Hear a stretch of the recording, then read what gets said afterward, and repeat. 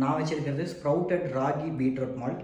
சாமி வச்சுருக்கிறது sprouted ragi carrot malt. இதில் நான் எந்த ஸ்வீட்னருமே ஆட் பண்ணல. அவங்க அதில் நாட்டு சக்கரை மட்டும் ஆட் பண்ணியிருந்தாங்க. உண்மையாலுமே சொல்கிறேன், ரெண்டுமே சூப்பராக இருக்குது. நான் ஃபஸ்ட்டே ரெண்டையுமே டேஸ்ட் பண்ணி பார்த்துட்டேன்.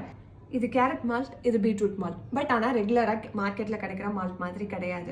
நம்ம இதில் என்ன ஸ்பெஷாலிட்டின்னு பார்த்தீங்க அப்படின்னா, ஸ்ப்ரவுட்டட் ராகி ஃப்ளாரில் ரெண்டையுமே கொடுக்குறோம். இதில் கூட வந்து பனானா பவுடரும் இருக்குது, கேரட் அண்ட் பீட்ரூட்டுமே இருக்குது. இது குழந்தைங்கள்லேருந்து பெரியவங்க வரைக்கும் எடுத்துக்கலாம். இட்ஸ் அ கம்ப்ளீட் ஹெல்த்தியாக வெர்ஷன். நீங்கள் மார்னிங் பிரேக்ஃபாஸ்ட்டுக்கோ இல்லை ஈவினிங் ஸ்நாக்காவோ வந்து குழந்தைங்களுக்கு தாராளமாக கொடுக்கலாம். ஈவன் டயட்டில் இருக்கவங்க கூட இதை வந்து கம்பல்சரி எடுத்துக்கலாம். இதில் எந்த விதமான ஆர்டிஃபிஷியல் ஏஜென்ட்ஸோ கலரிங் ஏஜென்ட்ஸோ இல்லை ப்ரிசர்வேட்டிவ்ஸோ கிடையாது.